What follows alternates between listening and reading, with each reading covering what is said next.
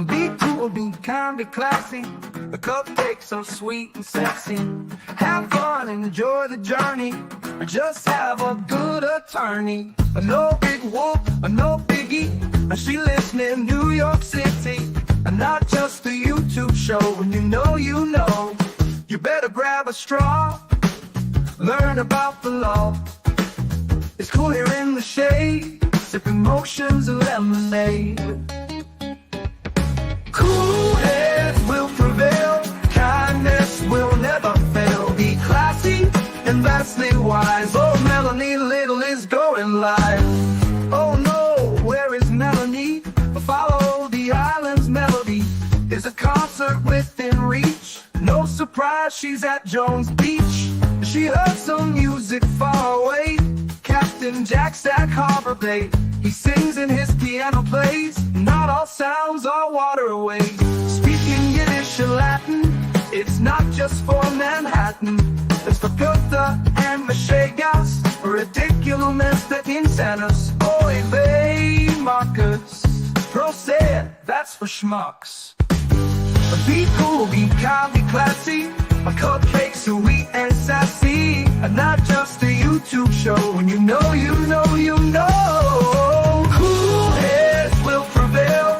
Kindness will never fail. Be classy and vastly wise. Melanie Little is going live.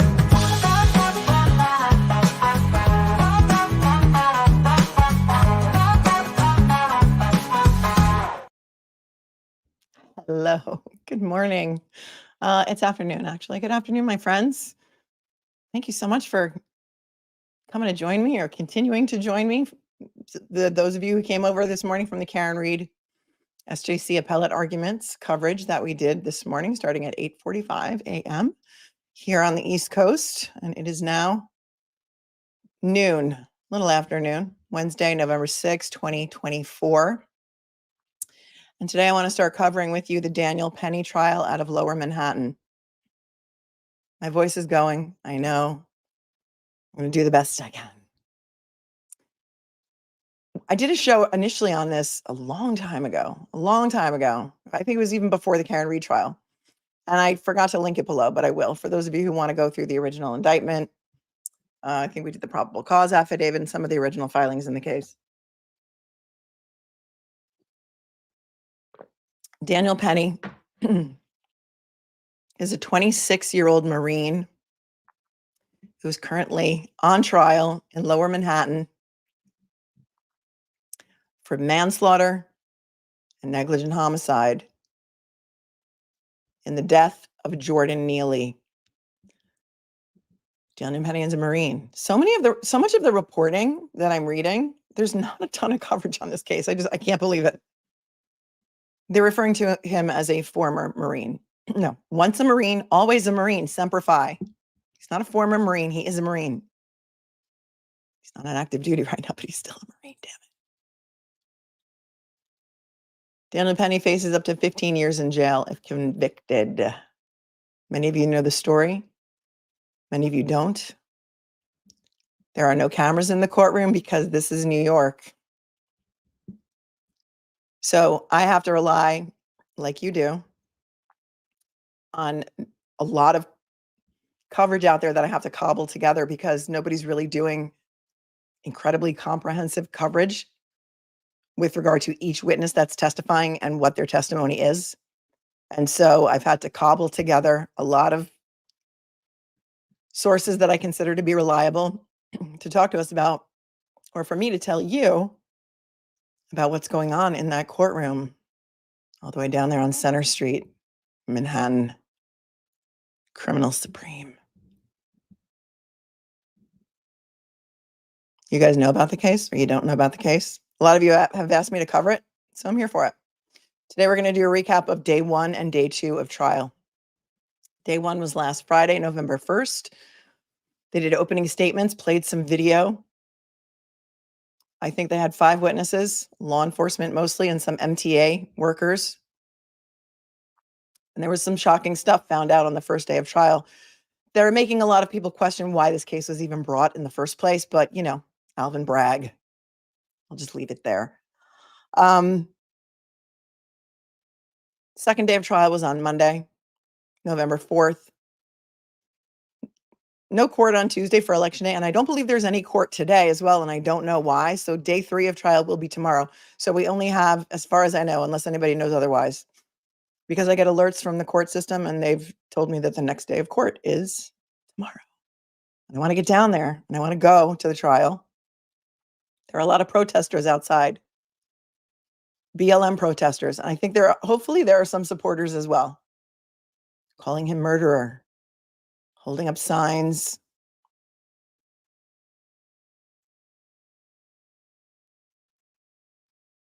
Here's just a little bit of the New York Post coverage from the first day that I'll read to you before we get into talking about the opening statements and the videos that they showed in court, which are going to be disturbing. So I'm going to put up or just tell you, blanket trigger warning, because they're graphic. YouTube might not like it, but that never stopped me before. So the article by the New York Post, and this was all the way back when they were just starting jury selection. Protesters jeer at Daniel Penny on first day of jury selection in fatal New York City subway chokehold case. I'm calling it a sleeper hold in my title because I like that better.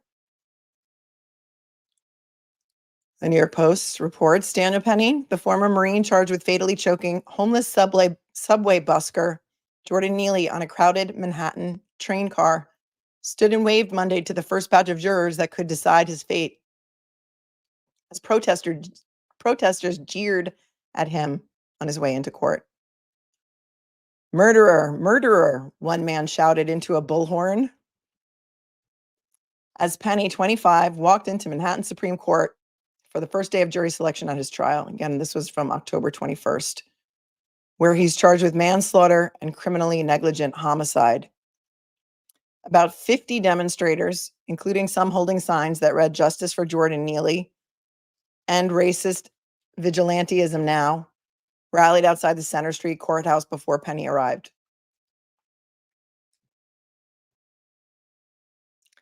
Once inside, wearing a blue suit and maroon tie, Penny stood at the defense table, turned and waved to the first pool of prospective jurors sworn in Monday after Justice Maxwell Wiley asked him to introduce himself. "Good morning," he said softly. When Wiley asked the first pool of 86 potential jurors who among them had heard of the lightning rod case, nearly all of the hands shot up. "Almost everybody, not a surprise," the judge said. "Even if you have formed an opinion about it, that does not disqualify you from serving on this case," he added. "If you have formed an opinion on this case, you have to be prepared to change it." This is expected to be a trial that's going to last up to 6 weeks. And let's take a look at some of the pictures that were in the Post that day of what was going on outside the courthouse.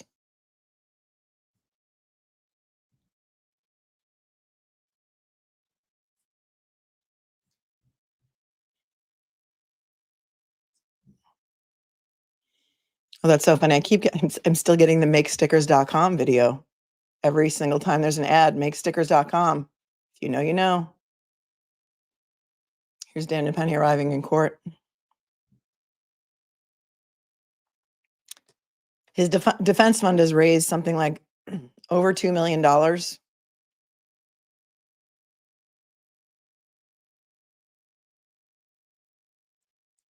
for his defense. Some of the protesters that were protesting outside the first day of jury selection. I want to get down there and see for myself what's going on, because I want to see if there's any supporters outside. I want to see if there's any Marine presence.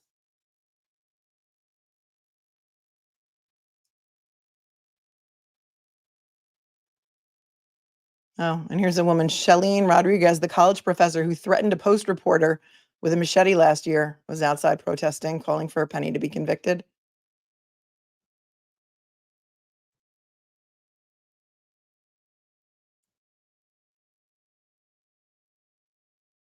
Here are some supporters.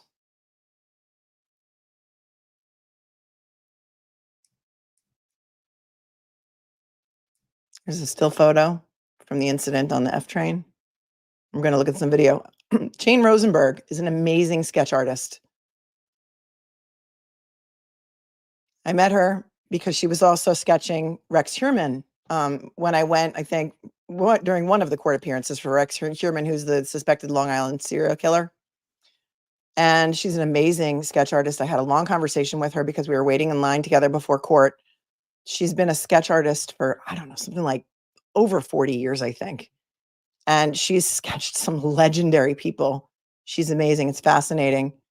And, with cameras in courtrooms now, the sketch artist, it's kind of a dying occupation, but Jane Rosenberg is one of the best.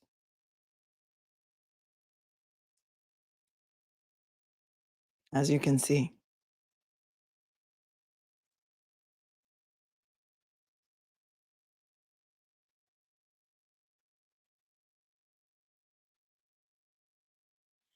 And she's a very nice lady. Okay. So that's a little taste of what was going on outside the courtroom.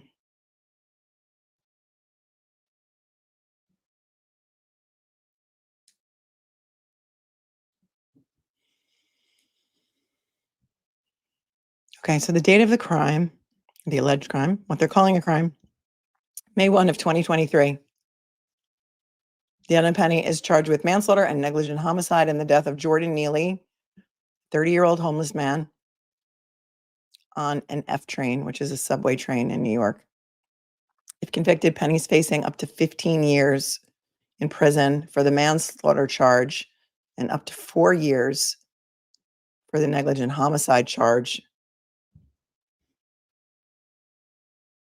He's 26 years old now, and he's pled not guilty to both charges.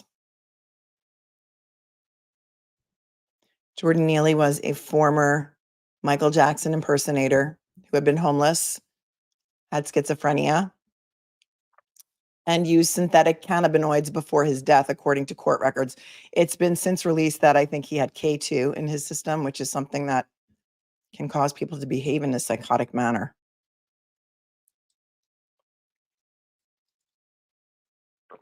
So the jury is seated. It consists of 7 women and 5 men. The majority of the jurors during selection said that they all had firsthand knowledge of this, not only this case, but the majority of them said that they've also had firsthand experience with somebody acting erratically on the subway.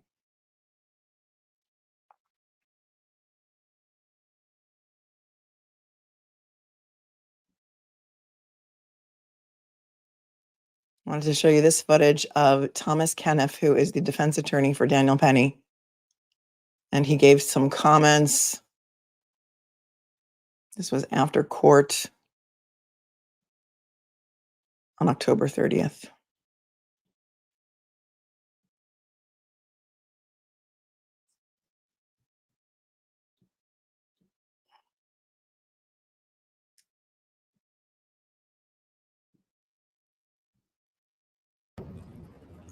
Any comment now that the jury's been selected? Yeah, we're feeling good. It was a long process. It's not easy picking a jury in a high-profile case, but we feel that we got some great jurors. They're from a cross section of Manhattan. They're diverse, and we're very excited to begin this process and seeing our client be vindicated. What did you think of the prosecution's allegations that you were striking based on race? I think we're desperate. Thank you.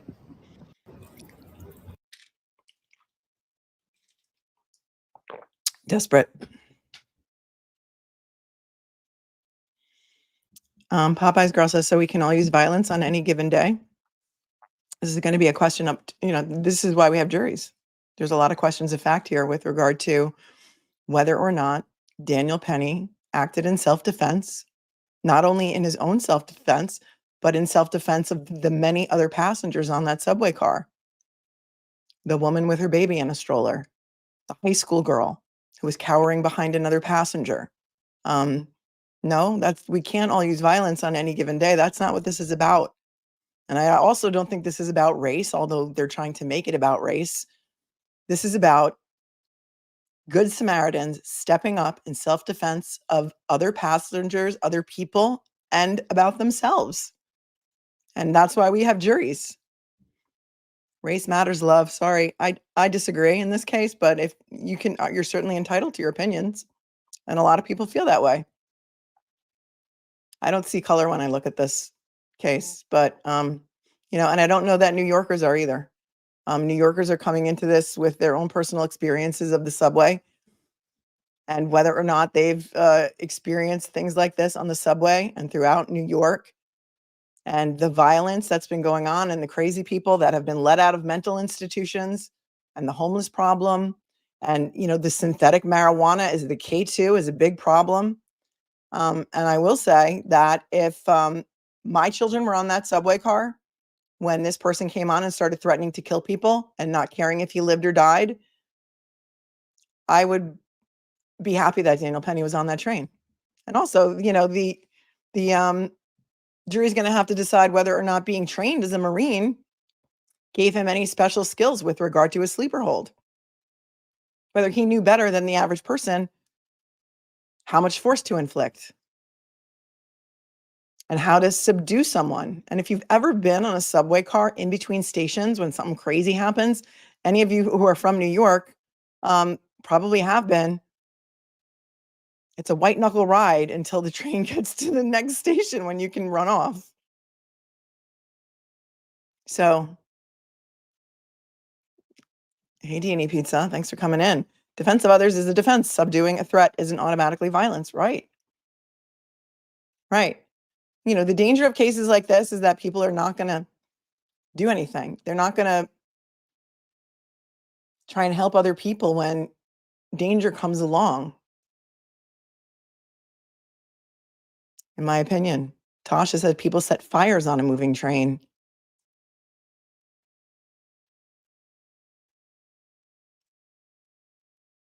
No, the jury is not being sequestered. We don't do that in New York. Hi, Sarah. It's been, the last time I heard of a jury being sequestered in New York was something like many years ago. Probably my sister was on a jury for a subway motorman. Remember that subway motorman trial, Scott? You must remember because you worked for transit, where the subway motorman was allegedly drunk and he derailed a train at Union Square. My sister was on the jury and they did sequester that jury. That was, I don't even know how long ago. Lisa says if he stood by and did nothing, then he would be accused of bystander apathy. Well, let's get into it because there's some evidence that I'm going to show you a video that was shown to the jury on the first day. Because there's going to be some questions of fact here about whether or not this sleeper hold did in fact cause his death, or was there another cause of death?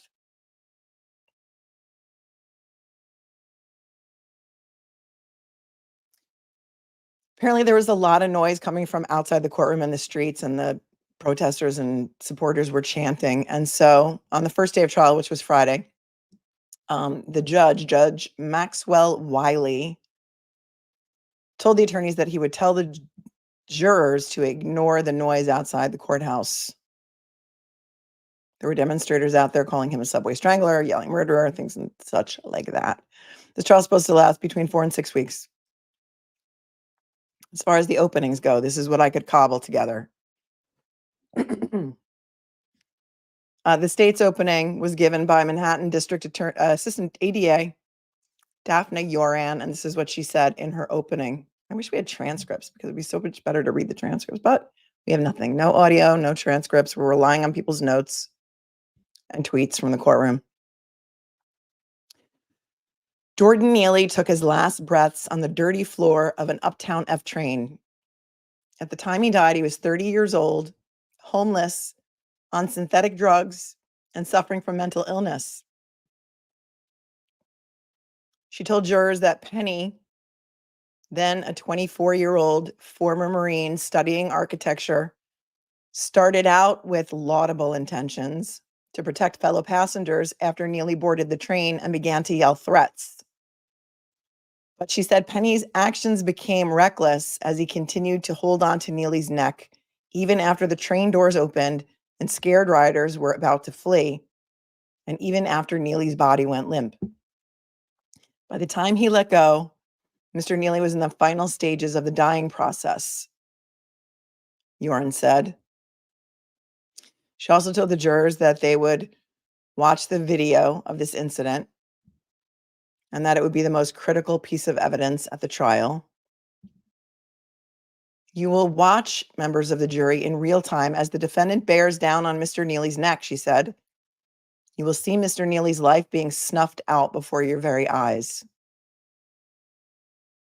The ADA said Neely was hungry, thirsty, homeless, and on synthetic cannabinoids when he boarded the Uptown F train.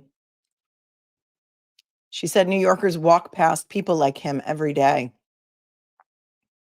We train ourselves not to engage, not to make eye contact, to pretend people like Jordan Neely are not there, she said. But on Monday, May 1st, 2023, Jordan Neely demanded to be seen. That's a great sound clip, which we don't have because it's not televised. But Penny, she said, took it upon himself to take Neely down without hesitation and was reckless with his life. The evidence will show that the defendant was so reckless with Mr. Neely's life because he didn't recognize his humanity, Jordan said. Penny sat on the other side of the courtroom in a navy blue suit, his head tilted towards the jury. It's reported that her opening statement was about 40 minutes long, so obviously we don't have the whole thing. But you see in her opening how she got ahead of some of the evidence that could be damaging to her case. The fact that at autopsy, it was found that he had K2 in his system, Jordan Neely, that he was schizophrenic, that he did make threats when he came onto the train.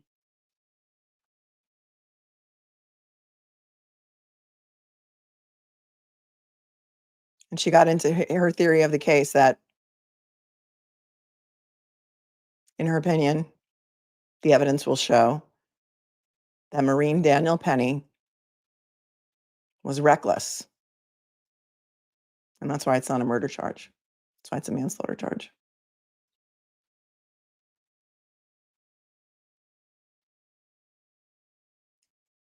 Go to the chat for a second. Oh, my, look at all these new members. Welcome to Shelley. Welcome, Michelle. Welcome, MLC. Welcome, Katie. Welcome, Deborah. Welcome, Heather.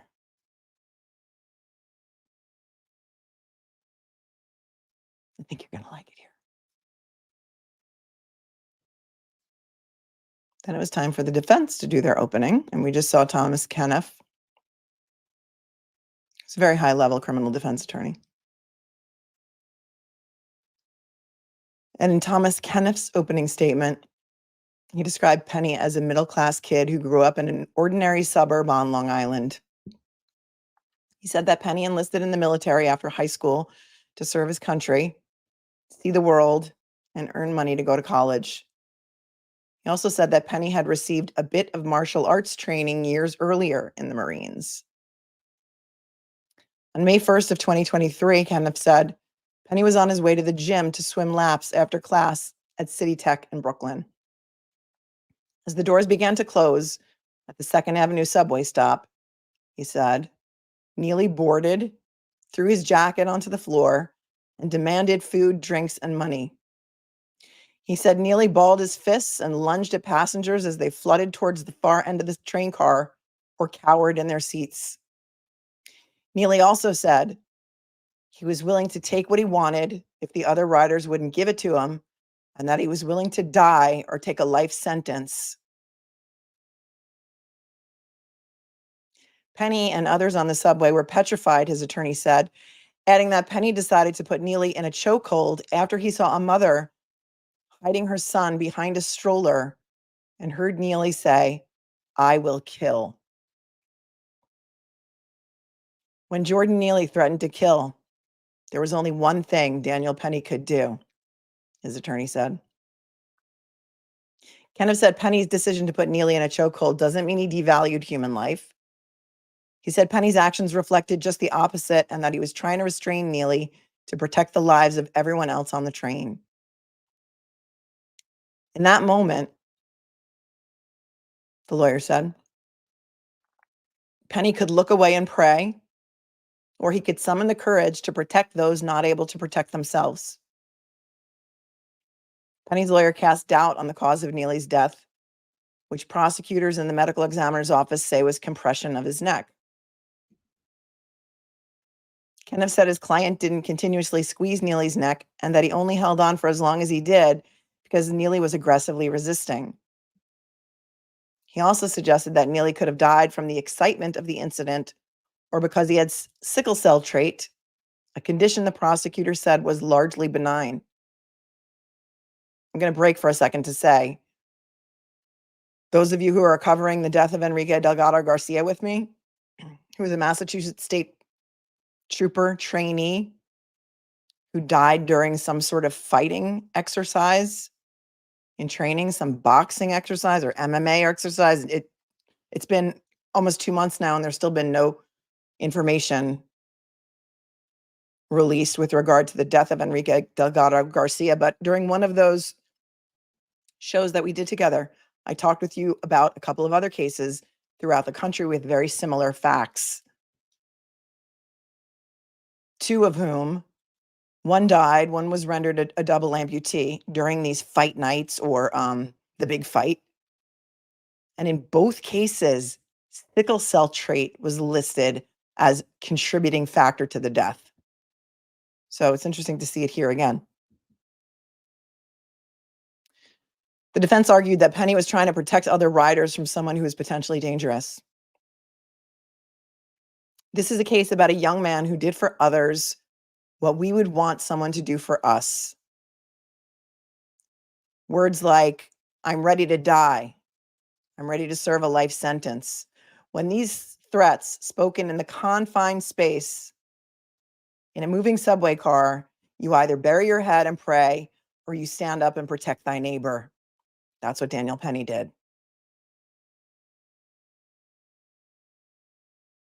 And those are the salient points of the defense opening, which was only 20 minutes.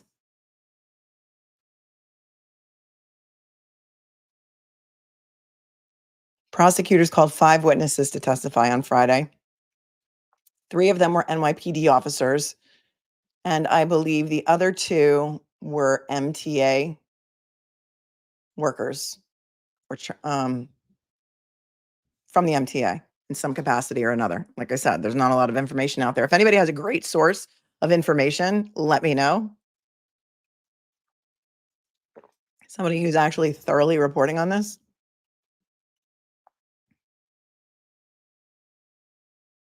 They were also shown body cam footage of the incident, which we're going to take a look at.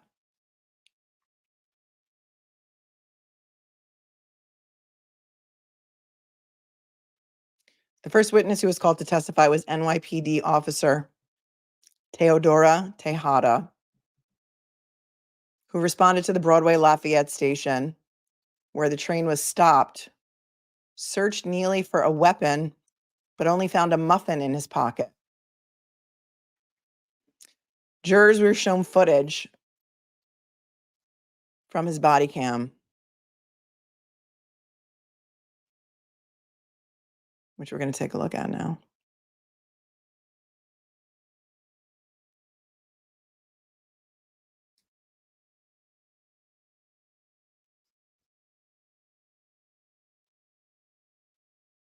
I'm going to give you a trigger warning. Put it up. If you need to step away, step away.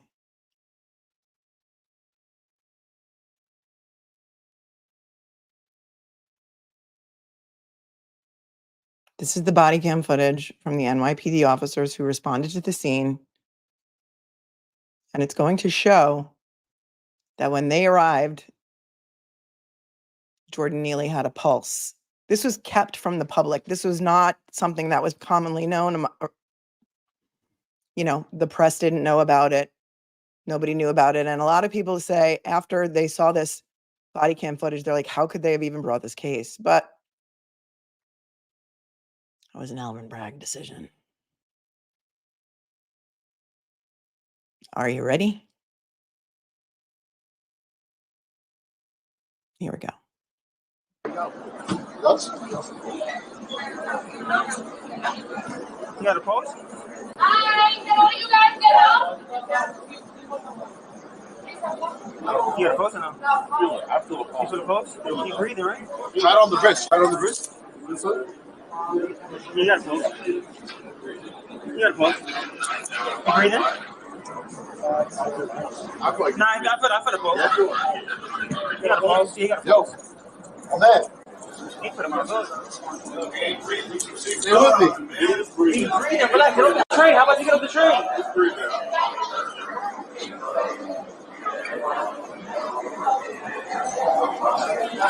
Yo, my man. Yo. Oh, he got a pulse. How you gonna do CPR without a pulse? How you listening to the people?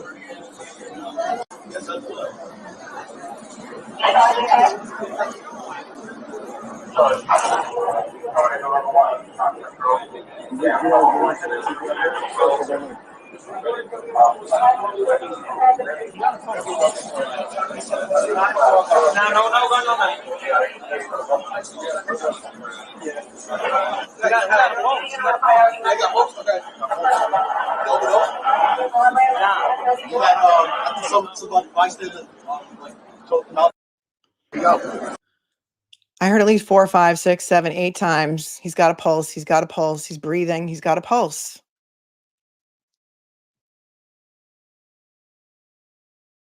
And you can see, here's Daniel Penny standing right here in the tan jacket. It's a very sad situation all around.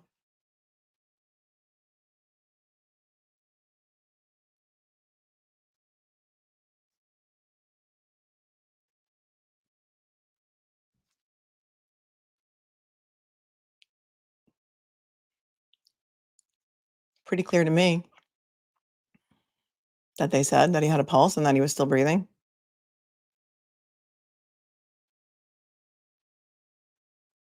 So obviously in that footage, you saw medics attempting to revive a lifeless, it says, this is what some of the reporting said. Jurors were shown footage from Tejada's body cam showing medics attempting to revive a lifeless Neely using various tools, including chest compressions, CPR, a defibrillator, and even a shot of the drug Narcan. So they gave him Narcan because they thought he overdosed. And it turned out there was K2 in his system. I don't know if I have that. I might have the extended footage that shows the when they're doing CPR, because it didn't look like we could really see it in that footage. Tejada testified that Neely initially had a faint pulse when first responders arrived, but that officers could no longer find a pulse minutes later. The video also depicted a composed Penny standing by calmly, chewing something like gum while the EMTs worked on Neely, which we saw, or I just pointed out to you.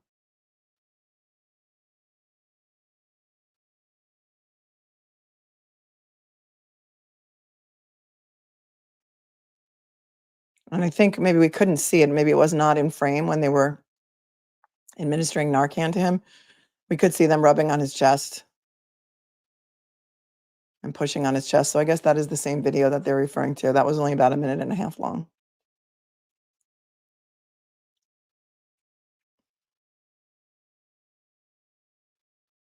Here's a longer video that is approximately 5 minutes. We're going to take a look at that one as well.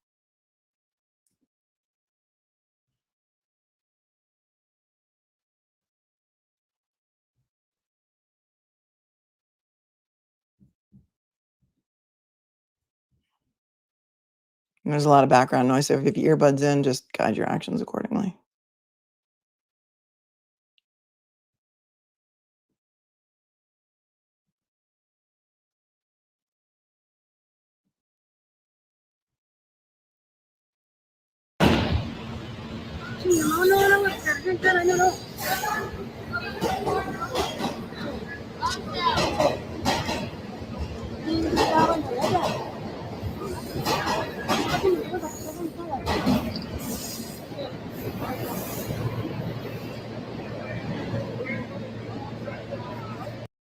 And you can see the other passengers there, at least one we can see holding his arm, trying to restrain him as well. This looks like it was taken by someone on the platform. Tiene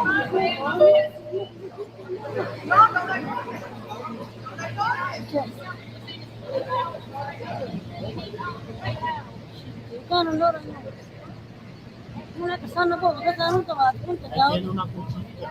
Oh, sí? Yeah, he had a knife. Yeah. No, the black guy. Yeah. Yeah. No.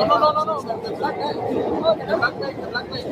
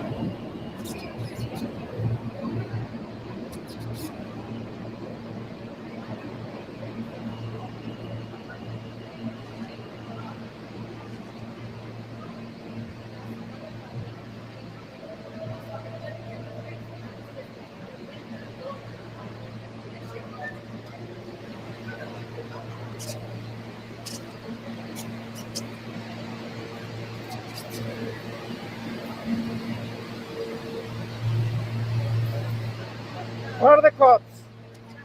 The cops.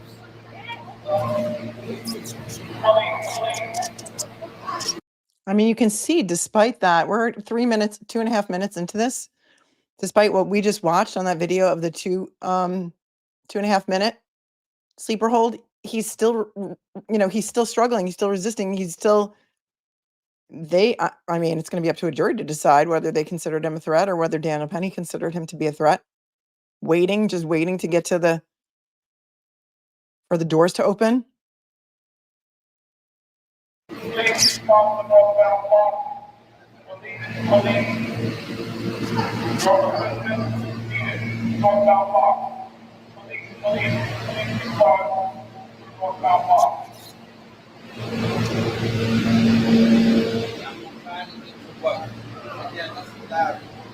Somebody call cops.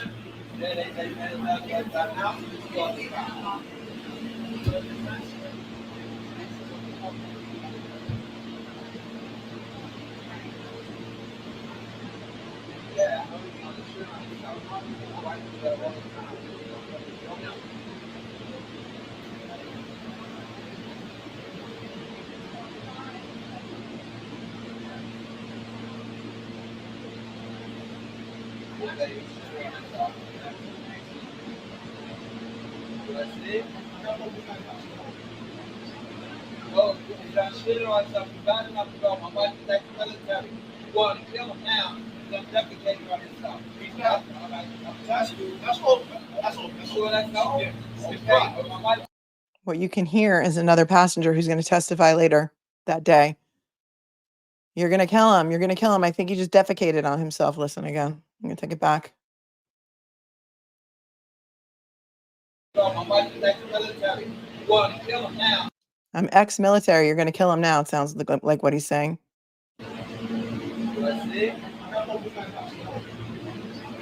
No, I shit on something bad enough to go. My wife is ex-military. You want to kill him now? He's defecating on himself. He's not. That's all. Sure, that's all. Yeah. Okay. But my wife is. Okay, my wife is like. She's not squeezing. He's not squeezing. He's saying he's not squeezing. This is the man next to him who's also holding him down. He's saying he's not squeezing. He's not squeezing. Definitely so. I'm defecating and stuff. That's it. All right? All right. You ain't got the murder charge. That's coming straight to the ass, so. They hear me? No, they said it is. All right, yeah. There you go. Did you get a phone? Believe me, my wife is ex-military. You gotta help her chuckle, man. Just like Don't all put of him on his back though, man. You might choke on Right, his it's own here, spit. right? He ain't gonna die. You might choke on his own spit. You put him on his back. Put him on his side, man. Maybe he wasn't planning on getting in the same chokehold as you got. So that's nice, y'all. You hear me? You're a hell of a trainer. My wife is really good. And then the storm, military, Marine. You really got that chokehold. Once you certificate, you gotta let him go. All right? If he didn't, you send his old to go, but he'll be all right. Put him towards the face the side. On his side, yeah. Yeah, like this. Yeah. I want to do the same, homie. Huh? The same chokehold that you put his ass all the way out with the trigger.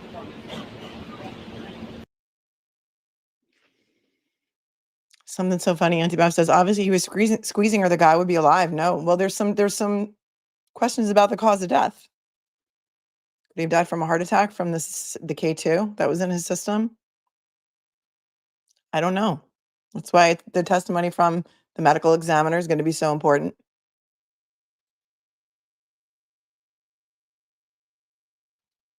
But it's a good question. Cause of death is going to be a big question in this case, in my opinion. Ms. Smith says, for whatever it's worth, Penny could still be in that position to reapply the hold if necessary. Just because he's still there doesn't mean he's still applying pressure.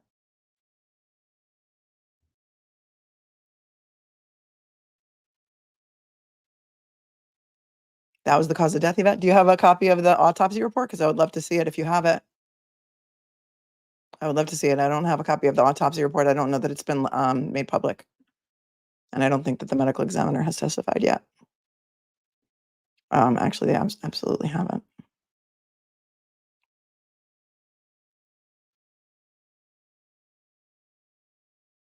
So there's another video that I don't have right now where a police officer asked Penny what happened. I put him out, Penny said. I don't think that was in that video.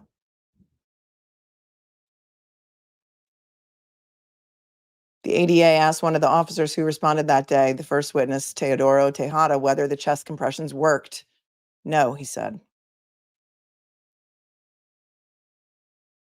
Jurors heard later in the day from 2 more police officers who arrived on the chaotic scene and 2 witnesses from the MTA who were called to talk about the transit authority's inner workings.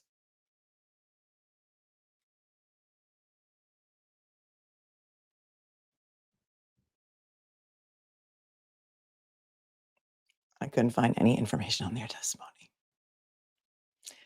Day 2 began Monday, November 4th, just this past Monday.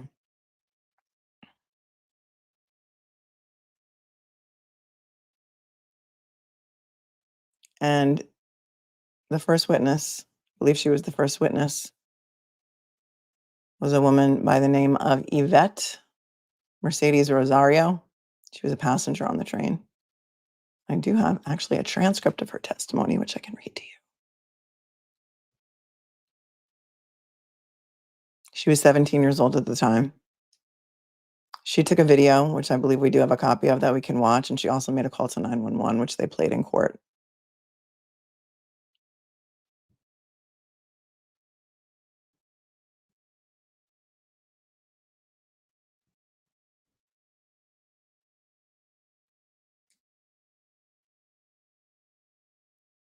And this was her testimony. ADA. The people call Yvette Mercedes Rosario. How old are you? She says 19. How long have you lived in New York City? 10 years. And before that, Dominican Republic. On the train that day, were you in the end? She says, in the middle. How full was it? She says, it wasn't packed. ADA. What happened before the doors closed? Rosario. He came in, what's his name? Jordan. He took off his sweater and said he was homeless. He didn't have any money. He didn't care about going back to jail. ADA. How did he come in? Rosario. He stopped the door. ADA. Where did he throw his sweater? Rosario. It didn't land on anyone. ADA. Did he touch anyone? Rosario. I didn't see that. No, no weapons. ADA, what did you do? Rosario, I was very nervous. I got scared by the tone of what he was saying, an angry tone. Rosario, I've seen things on the train, but not like that. I wanted the door to open, but the train was moving. I heard a sound. ADA, and what did you see? Rosario, the white guy was holding on to Mr. Neely like this. And the ADA says, the witness has placed her arm on her neck. And I love the ADA for saying this because we've talked about this many times during many of the trials that we watch. When a witness makes a gesture, if somebody doesn't describe it for the record and they just say, oh, like this, that's how the transcript is going to read forever, like this. So good on the ADA for clarifying that and saying on his neck.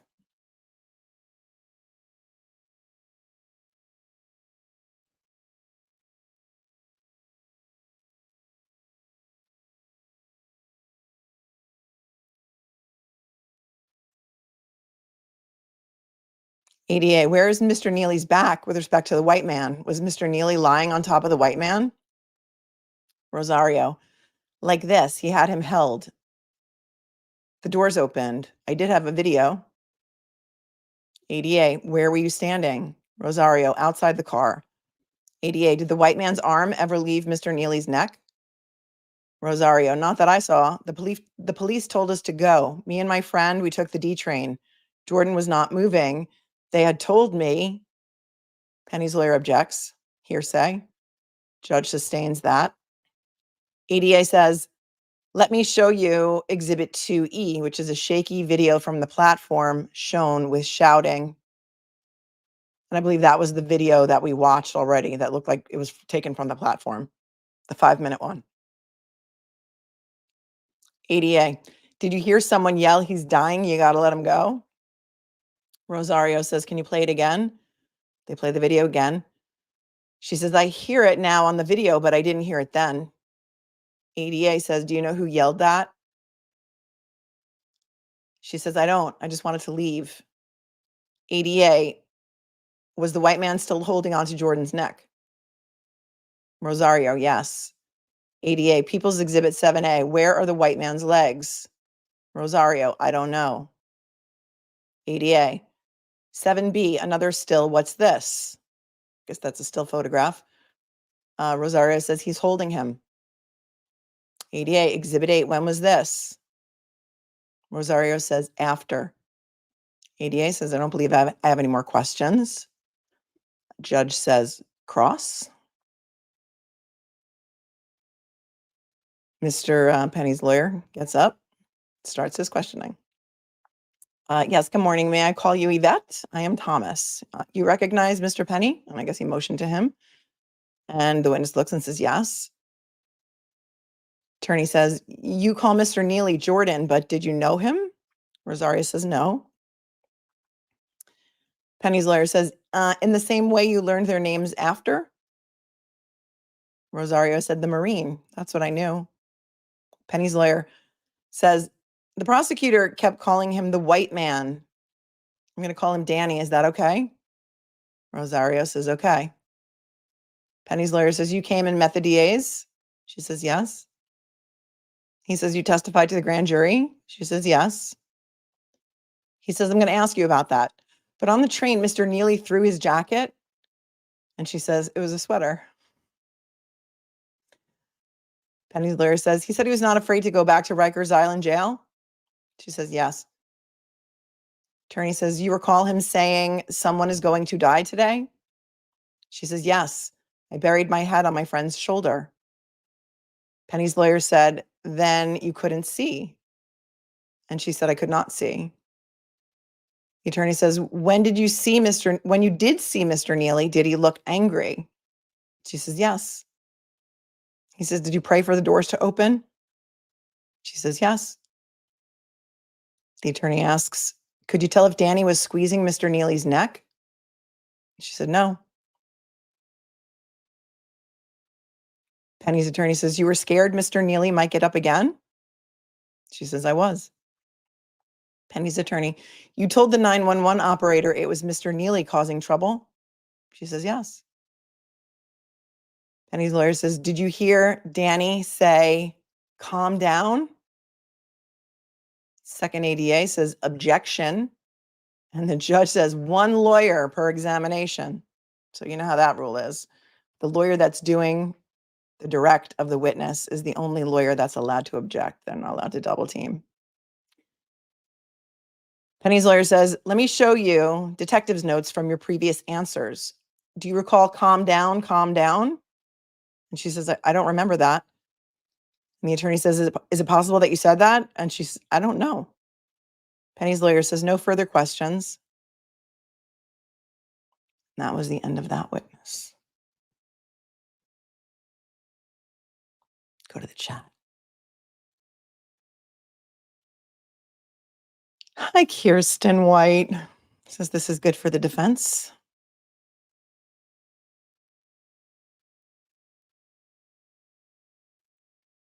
They want to make it about race, people think. Jennifer McCabe, there's a white man passed out on the lawn. There's a man passed out in the snow. Not to make light of this at all in any way, shape, or form. What happened is very, very tragic, very horrible. Rest in peace, Jordan Neely. But it should be noted that during, I think, the entire first day of trial, Daniel Penny was never referred to as by name. He was referred to as the white man.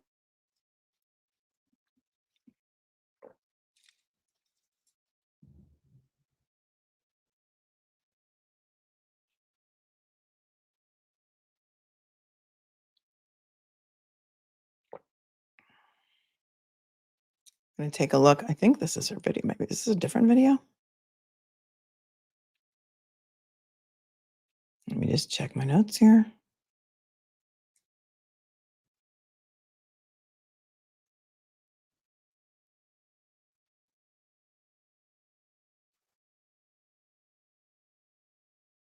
Play through an ad to get to it, so hang on a sec.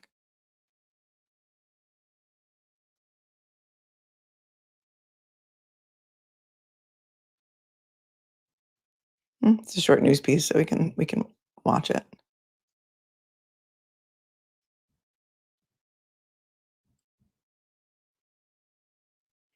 Since I sat through the commercial, we'll watch it.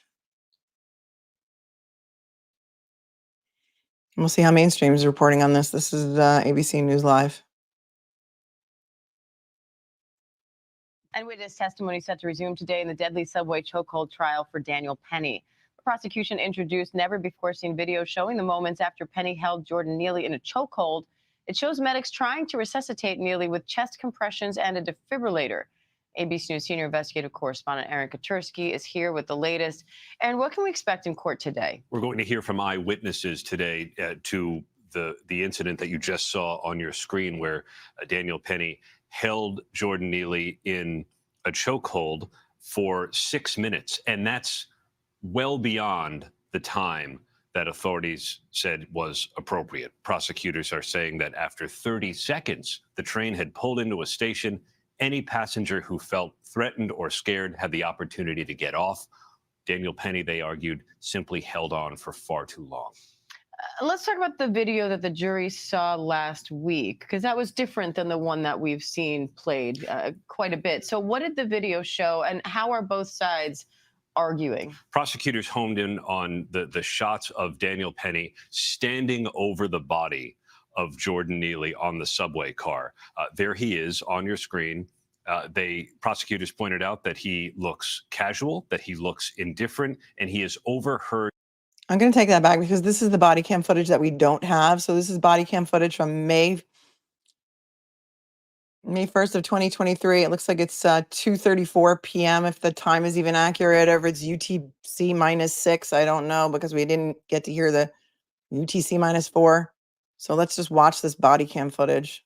What did the video show, and how are both sides arguing? Prosecutors honed in on the shots of Daniel Penny standing over the body of Jordan Neely on the subway car. There he is on your screen. Prosecutors pointed out that he looks casual, that he looks indifferent, and he is overheard telling an officer who asks him, how did this happen?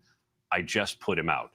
And to prosecutors, that shows that Daniel Penny disregarded Jordan Neely's basic humanity. The defense says it shows that Penny was cooperative, didn't go anywhere, answered the police questions, and never thought twice about what he did.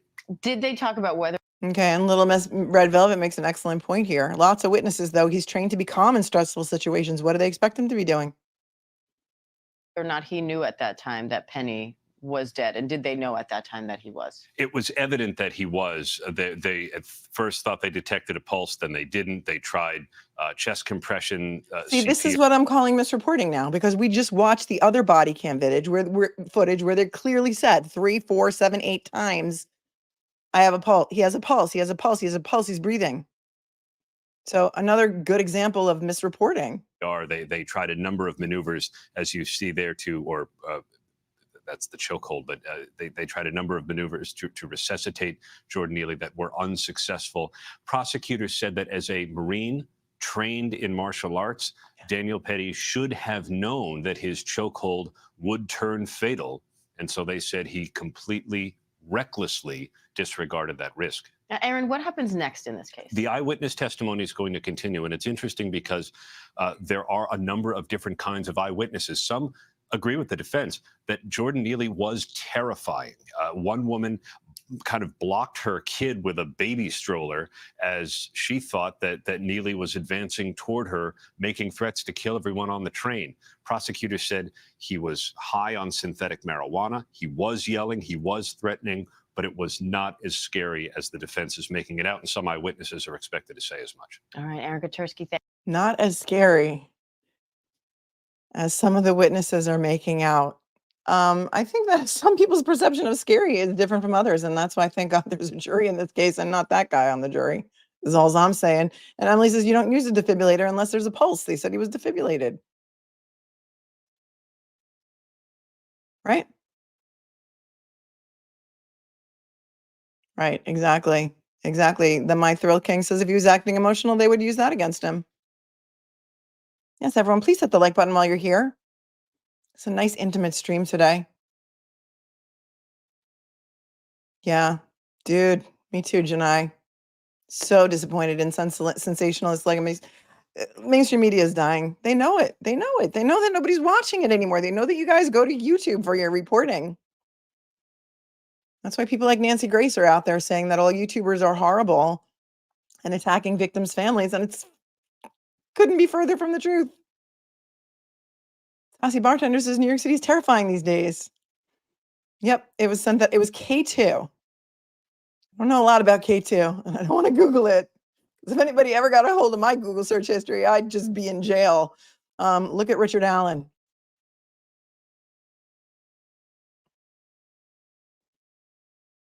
Amethyst says the defibrillator is for no pulse. I'm critical care RN ACLS instructor. Thank you. Maybe after they couldn't find a pulse, that's when they used it.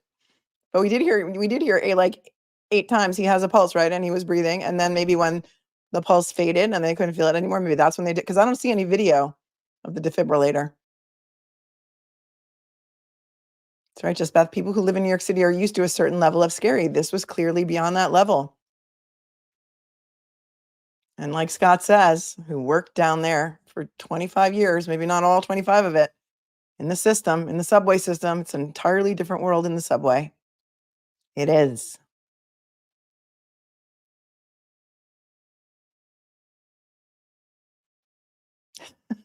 Andrea. They saw my Google history of being in an asylum with a mask on like Hannibal Lecter. I know. Okay, so day 2 continued. And the next witness was another train passenger. And his name is Juan Alberto Vasquez.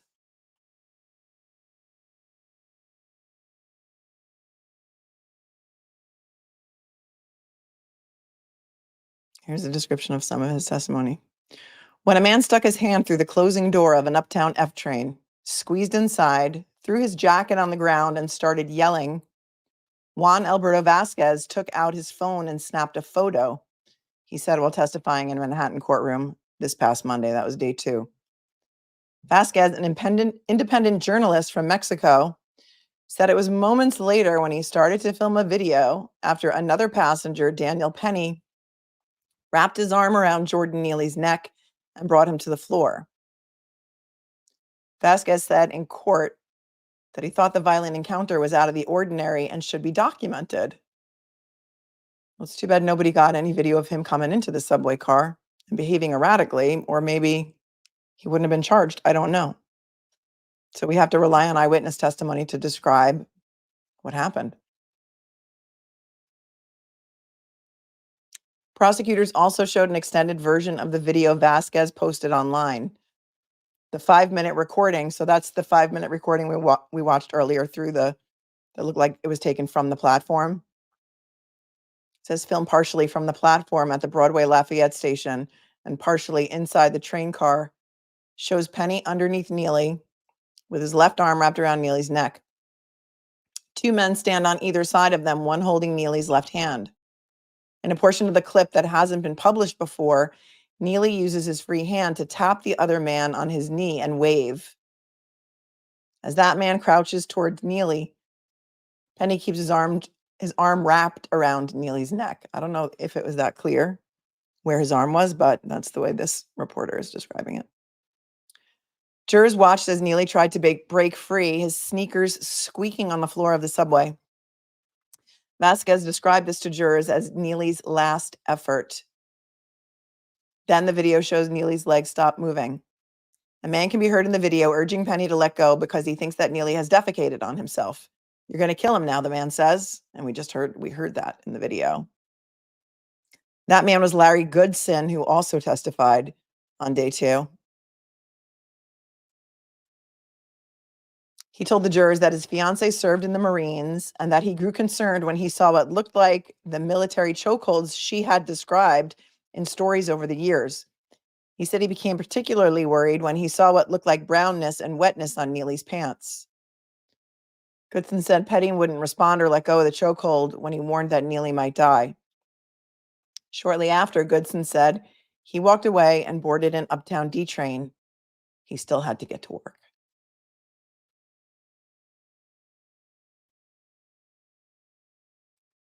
And that was everything I could cobble together for you from the first 2 days of trial.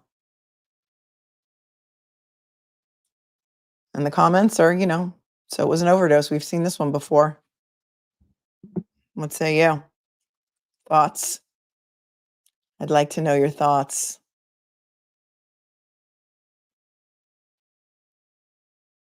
And I'd like to know if you'd like to continue following this trial.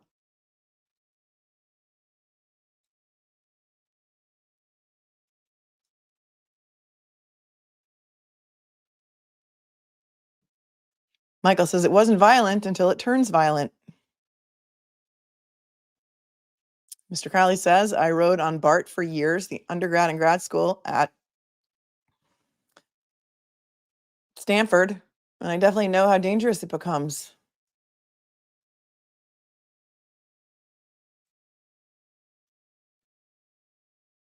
Participate and speculate. Says, I want to see the toxicology. I want to see if they tested for that med xylazine. Shock and Horror says they can't blame us when they don't give us fair reporting. Thank you, Jenny Grace, for the 5. Just finished watching your Karen Reed SJC commentary too. The Tell Us Doppelganger was epic. You're the best. Ignore the haters. When people are, actively calling you out on Twitter, you're obviously making a difference. So they're obviously triggered by the things that I have to say about their friends. So I just find it amusing. Your mom, legacy media only cares about shareholders and advertisers, not actual journalism. What does the DA care about? The truth or a conviction? Many people who live in New York are offended by this prosecution, and many are not, as you can see from the dichotomy of protesters and supporters outside the Lower Manhattan courthouse. Yep. Janai says, shame on the New York City judge allowing them to refer to Daniel Penny as the white man, gives clues about the jurors. I don't know the racial mix-up of the jurors. I just know that there are, 8 women and 4 men. Emmy says, I feared for my life lots of times on the subway. I believe he was acting threatening.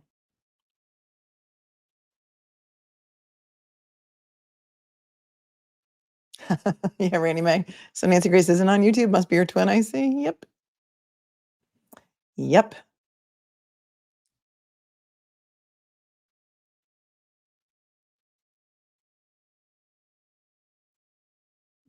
Only 446 likes. Yeah, we got to do better than that. You guys, come on. I'll turn off the air conditioning again. Kevin, the Sallyport camera either knows or was brave enough to Google K2. It's a synthetic cannabinoid. It is a human-made version of THC. However, K2 drugs can be dangerous and lead to serious side effects, including vomiting and a rapid heart rate. And other things too, like, right? Psychotic behavior.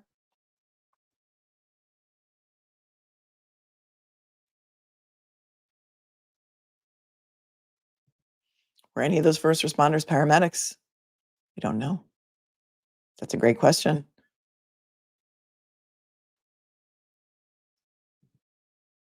Janine says some of my friends from Queens won't take the subway anymore. Tough people too.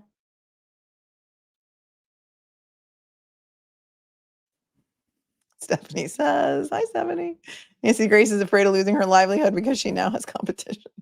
I mean, she should just try and be a little bit nicer to her guests. Have you ever noticed the way she treats her guests? Like the people that she invites onto her show as experts, she really, I don't know if it's hyperbolic, but she really just yells at them and then berates them and then sort of like tries to discredit them. And it's uncomfortable to watch. I'm having secondhand embarrassment watching it and just secondhand, shame. Like, wow, I wouldn't want her talking to me like that. I would never want to go on her show, even if she asked me. Max Bang, the guy who burned people on a New York City subway was released and repeated his crime. Just saying.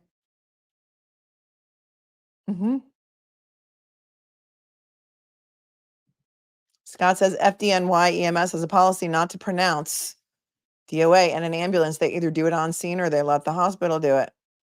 Yep.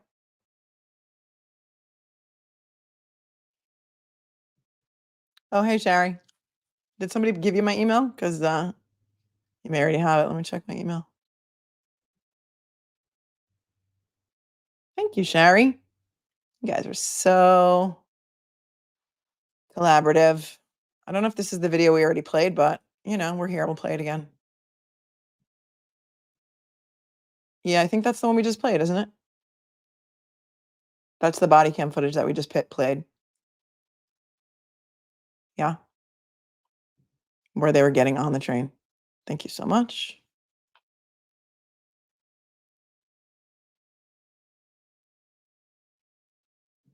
Did Penny say anything during the hold? I didn't hear anything. He hasn't testified. I don't think he will testify. He may testify because he's actually given. Wait. All right. You know what? This is a little bit different. Oh, thank you. I found it. I found it, Shari. Thanks, Shari. Shari to the rescue. Hold on. Oop. Shari to the rescue. We haven't seen this one yet.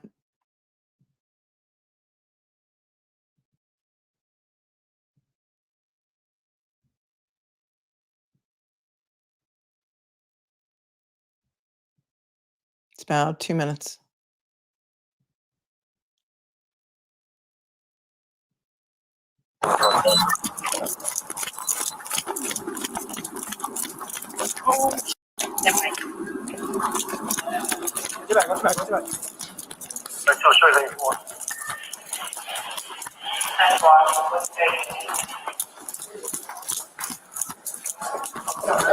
Uptown?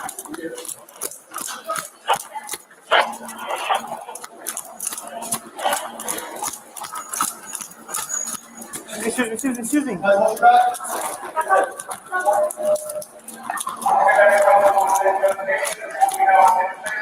What's the script?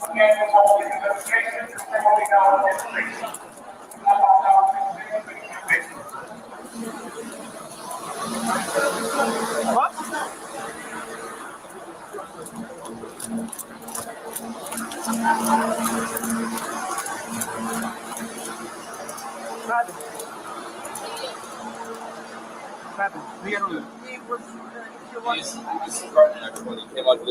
Anything on him? What's that? You got anything on him? I don't know. I just Yo, my man. I just put him out. Yo. You say you just put him out?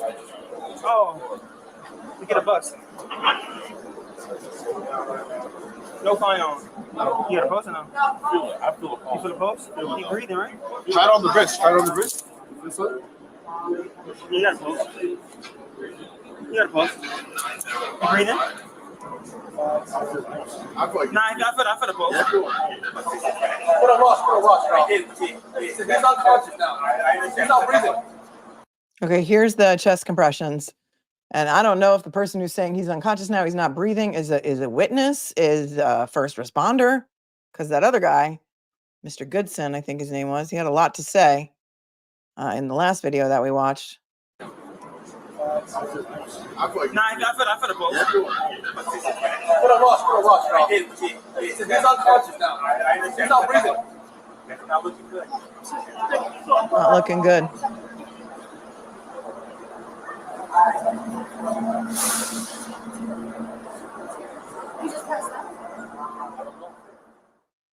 He just passed out, and then they say, I don't know.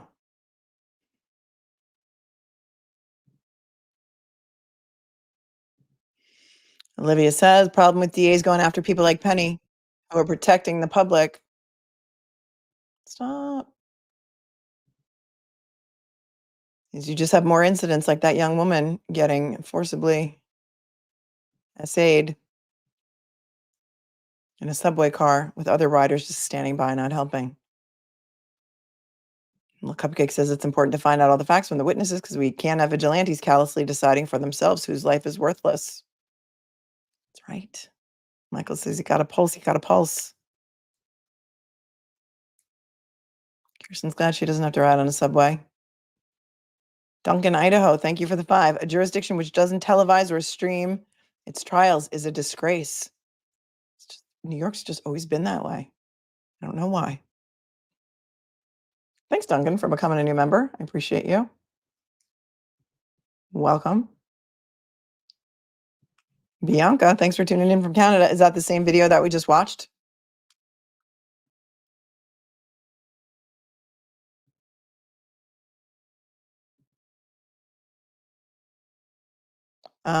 Yeah, that's the same one that we just watched. Also, this is another creator's work, and I don't want to restream it. I don't do that. Some creators do that, but I don't play that. But thank you. Looks like the same one that we just saw. But again, I don't restream other creators' work because it's just not cool. It's their work that they did. Shari says, I feel like I'm in the Twilight Zone. I thought I sent the chest compressions video. That's it, right? Just watched it. Rachel says, free Daniel Penny, another political nonsense charge. Ton K9 says, David, he was breathing when he let go, so how could it be intentional?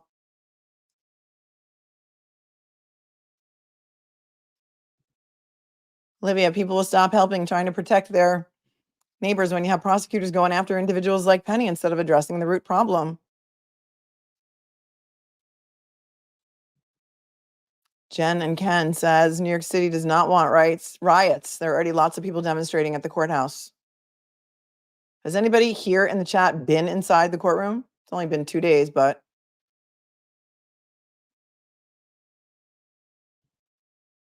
Kimberly, what do we have to do to get cameras in the courts? How is it decided? Usually they make motions. Like in the Rex Heuermann in the Long Island serial killer case, all of the usual suspects make motions, all the media companies, and it's judicial discretion, but I've never seen a New York trial televised. They usually allow in one still photographer, a pool photographer. Last time I was there was for Newsday, and they just distribute pictures to the other news outlets, and that's how they do it. Thank you, Wendy, darling, for your super sticker, darling. I appreciate you so much.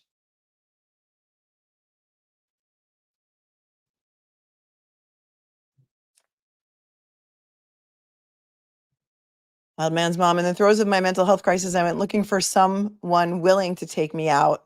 There were no takers. Thank you, God. Yeah. I'm better now and enjoy life because I lived through it. You're a warrior. You're a warrior. I'm so glad.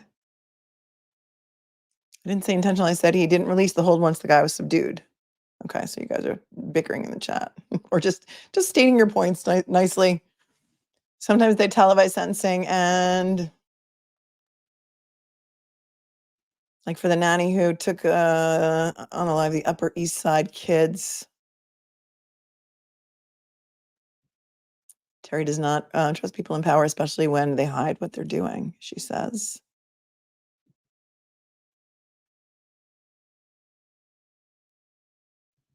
Little Miss Red Velvet. He could have easily had a knife or a gun. You act on instinct. That's what Penny did, in my opinion. Right. Right. You know what happened right around the same time that I reported on this the first time? Was another similarly situated individual who was in Grand Central and went up to a couple of teenagers that were like tourists sitting at the food court and like, attacked them with a knife. People in New York are I don't want to say we're used to this kind of stuff, but I think it happens here more than in other places, perhaps. Is it up to 3 million now? I thought it was 2 million I saw earlier. Yeah, Tommy Valva. Did they do the verdict and the sentencing? Right. Right, but not the trial.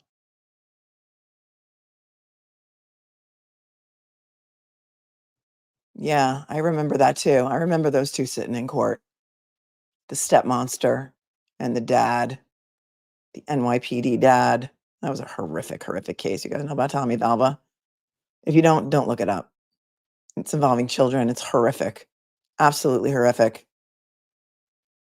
You walk by the courthouse, but you didn't go in, Jen? Yeah, a lot of activity going on outside. I don't think court's in session today. I think tomorrow will be day 3. I'm not sure why they're off today, but I couldn't find anything. Nobody was posting about it. So during the first day of testimony, here's another snippet of one of the first responders' testimony that I just found. I just stumbled upon it. Just revealed itself just now. Imagine that.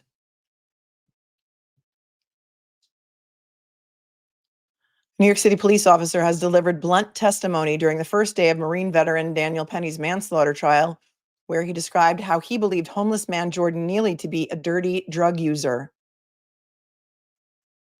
This was the testimony of NYPD Sergeant Carl Johnson, who was among the first witnesses to give during the trial, to give testimony, I should say, during the trial, which got underway last Friday. Sergeant Johnson testified, this is exactly what I was looking for, that none of his team performed mouth-to-mouth on Neely because he was a drug user. He seemed to be a drug user. He was an apparent drug user. He was very dirty. I didn't want them to get hepatitis, NYPD Sergeant Johnson testified. If he did wake up, he would have been vomiting. I didn't want my officers to do that. And that was the testimony of the sergeant. The droid said the victim was acting irrational and erratic, but didn't physically attack anyone. So you can't claim self-defense. That's not the law. The law is would a reasonable person feel threatened? Would a reasonable person feel in fear for their life based on the person's behavior? They don't have to physically attack anyone. That's just not the law. That's why we have juries. The jurors are the finders of fact. So it really doesn't matter what we think. It's really up to what those 12 people think.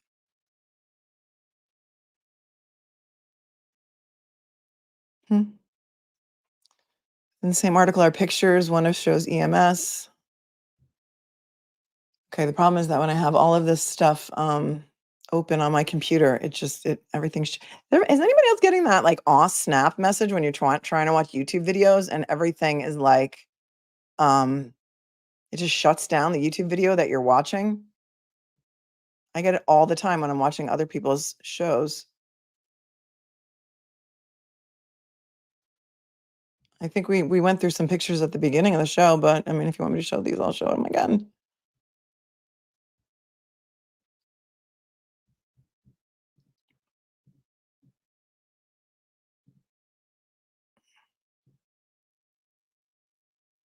So these are stills from the body cam footage.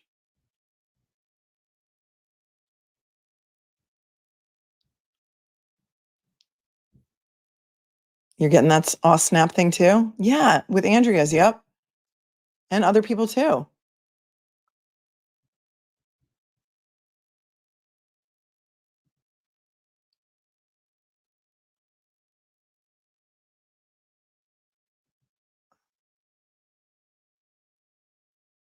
I mean, they didn't blur him out in these. They should have, but they didn't.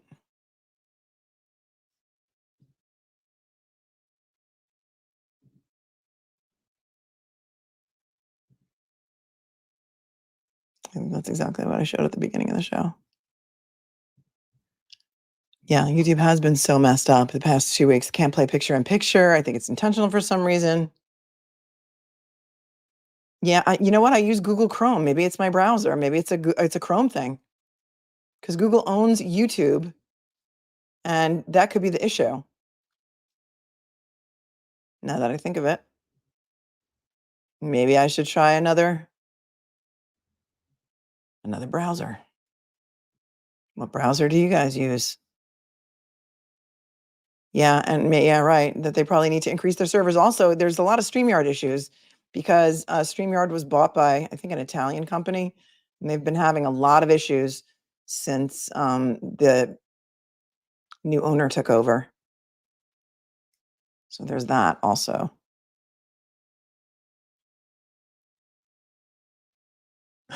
Don's like, my phone's a piece of crap. That's why I'm getting the snap.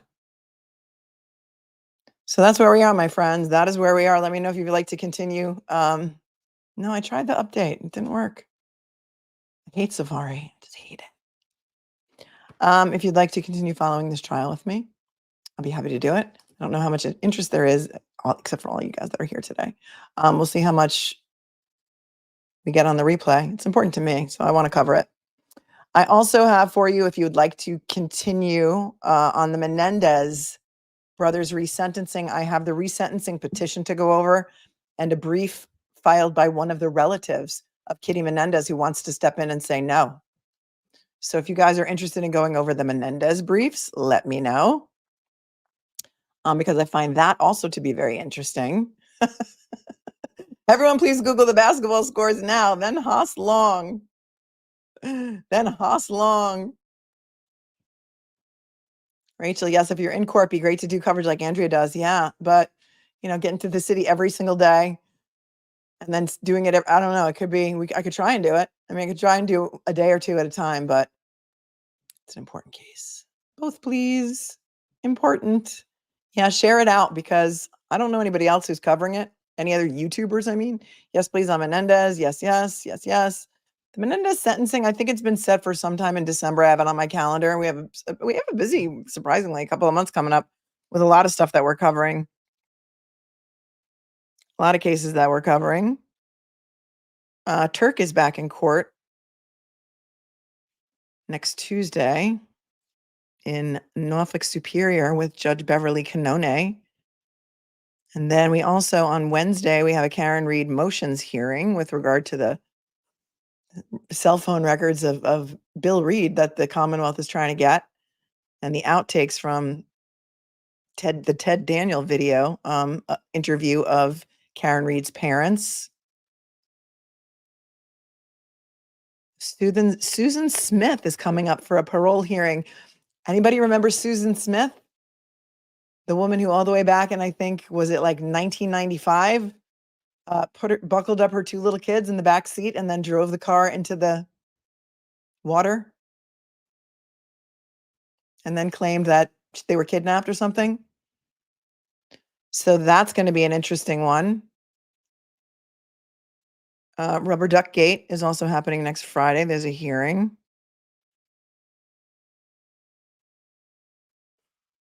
So there's a reconsideration petition for Menendez on November 25th. I mean, there's a lot of stuff coming up. But I'm here for you guys. Brian Walsh is going to be back in court early December. Ashley Benefield sentencing December 3rd. A couple of Aiden Carney appearances. The Menendez resentencing hearing is December 11th. And then we're into Christmas and Hanukkah and New Year's, and courts kind of shut down. So there's a little break there. Yes, I'm Menendez. Oh, yes. Oh, thank you. Andrew Bronca has videos on Dana Penny. Specializes in self-defense law. Maybe he would be a great guest, right? Check it out. I think I did come across one of his videos.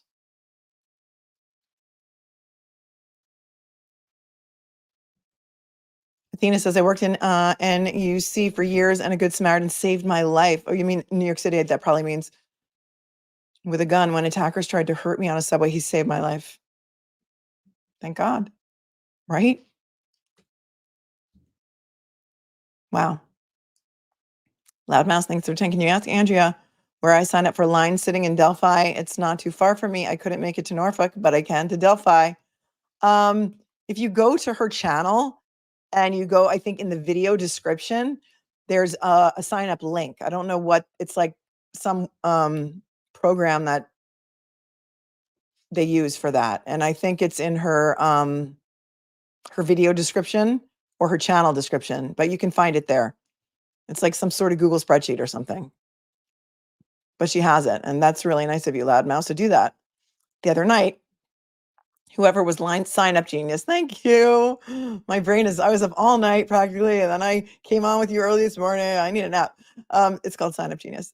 It was raining the other day in Delphi, and those poor line sitters that were overnight in the rain. I mean, these people are volunteering to do it, and it's crazy, and it's getting to be a lot of competition for the seats in that courtroom. In fact, they took away some of the seats from the defendant's family and gave them to media. Yeah. Thank you. Thank you. Thank you, Loudmouse, for volunteering to do it. Her coverage is amazing. I'm still accepting coffee. You want to give me coffee? Of course. I'll always take coffee. Thank you. Thanks for asking. Thank you so very much for asking. Anything before we wrap? Now you can't even start the line until 7 a.m. Did you hear what the explosive testimony from yesterday? That a forensic specialist for the defense said that Libby's phone was plugged into a headphone. Headphones were plugged into Libby's phone, wired headphones, from something like, don't quote me on the exact times, 5:42 p.m. until 10:30 p.m., which is way after when they say the deaths occurred. And if that's the case, that's a big problem for Indiana on that case. Tara, now there's only 17 seats available from the public, down from 24. I also want to know what's going to happen with Andrea's petition to the Indiana Supreme Court to force Judge Gull to give out the audio transcripts and to let the public who are at least in the courtroom see the exhibits at the end of the day, because she's treating media as if they're more special than the public. And Andrea brought an action, a writ of mandamus, they call it. I did that in one of my streams. If you're interested, we went over those papers to try and get Judge Gull, to force Judge Gull to open that stuff up to the public. Kimmy says, Kitty Menendez's family member is the executor of the will. That's probably why he's against it. I seen a video somewhere. It's actually a woman who's making this petition, I think. I have it. Lawyer Lee also needs line sitters as well. Thank you for that.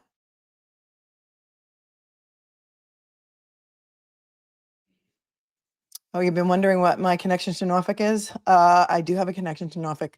I went to college in Boulder, University of Colorado in Boulder. And when I was in Boulder, I met a boy. And he was from a small town in Massachusetts that nobody ever heard of. And he was a Patriots fan. And he told everyone that he was from Foxborough. But he was actually from a small town called Norfolk, which is actually in Norfolk County. Fast forward a couple of years, we got married. We had 2 kids together. We got divorced, but we were divorced, I don't know, over 20 years ago, and share 2 children. And then when I was being accused of all kinds of horrific things on Twitter, like being in it for the money and, following the Karen Reed case because I'm a grifter and all of this other nonsense, came out and I told my story. And it happened to be the same day of my ex-husband's funeral. He died tragically during the time I was covering the Karen Reed case in February of 2024. And, mid 50s, just dropped from a heart attack, leaving 5 additional children and a wife with young children.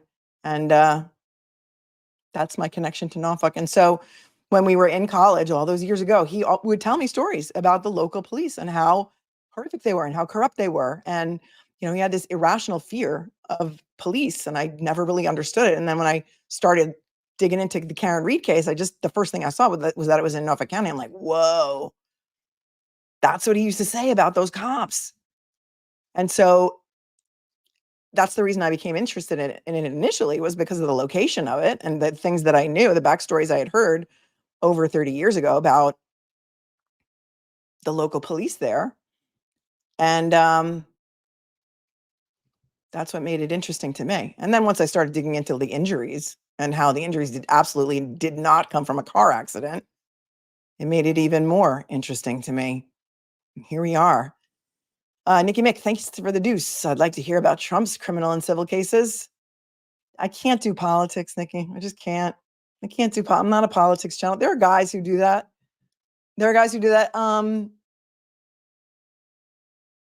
Good Logic is one of them. Joe Neerman, LAWGIC. I've been talking to him about collaborating on something. I can't do the political stuff, but I think maybe we could do Daniel Penny because he's also a New Yorker. He was doing that. I think Kurt from Uncivil Law was doing some of the Trump stuff. So I stay away from politics. It's too divisive. Karen Reed is divisive enough. Delphi is divisive enough. If I start talking about politics on this channel, no thanks. Thank you for the super sticker, Jen Ken. I appreciate you so very much. And Suzanne, thank you, says for shaking on Shakedown Street. Thank you very, very much for that. Through Cash App. You guys are amazing. And thank you, moderators, for keeping it classy today. 2 divisive subjects. And, it wouldn't be so divisive if I didn't choose cases for a specific reason that I find interesting. And I guess they are divisive, but Sarah Boone, that's why I picked Sarah Boone. I thought that was going to be easy. It was going to be a slam dunk. She's guilty. She put him in the suitcase. What, nothing to see here, folks. And it turned out to be a little bit more complicated than that. I thought we were going to get a breather from all these crazy trials. I guess Boss Baby's trial was kind of like a palate cleanser for us, right? I know, you feel like you're in the Twilight Zone. We have an emoji for that. We have emojis that we make for members, or that I make when I'm bored on Canva, for every single trial that we've covered so far. So we have, let's see, members can put them in the chat. We've got some Grateful Dead emojis because I'm a Deadhead. And then we have a Dave Matthews emoji because I'm also a Dave Matthews fan. And a Colorado Buffs emoji, Sco Buffs. We're ranked, baby. We're at 21, number 21 in the country right now. And then for the Karen Reed trial, of course, we have the Smooth as Butter for Alan Jackson. We have a Solo Cup. We have a Puffy Jacket. What, if any? Wait for Us. We have a fan. We've got a Chloe paw print. That was fun. And of course, the Twilight Zone emojis, because we're always in the Twilight Zone. Then for the Boss Baby trial, Robert Tellis, we have the Boss Baby emoji. I love him. And then for Sarah Boone, we made Dr. Pepper, and we made Pop-Tarts. And then there was a trial. Which trial was it, you guys, where the courtroom door was so squeaky that I made a WD-40 emoji, so we have that. And then, of course, because Karen Reed, well, Wait for Us we have, and we are outraged. Those are both from the Karen Reed trial. And then we have the Thompson twins, Lies, Lies, Lies. Yeah, that was also from Karen Reed, because everybody was lying on the stand. And we've got Smooth as Butter for Alan Jackson. And we've got some news. Oh, of course. What the Duck for Rubber Ducky Gate. What the Duck. That's not what I meant to highlight. Debbie says, what got me on the Reed case was not one person saw the body on the lawn. The lawn is not big, and I'm sure people were watching the snow outside, so the body must have been put there later, plus, injuries. Yeah. Frank Boss Baby was awesome because, you just knew that he did it. I know, we tried to keep it light. Oh, thanks, Mama She, for coming in with a $10 super sticker at the very end of the day.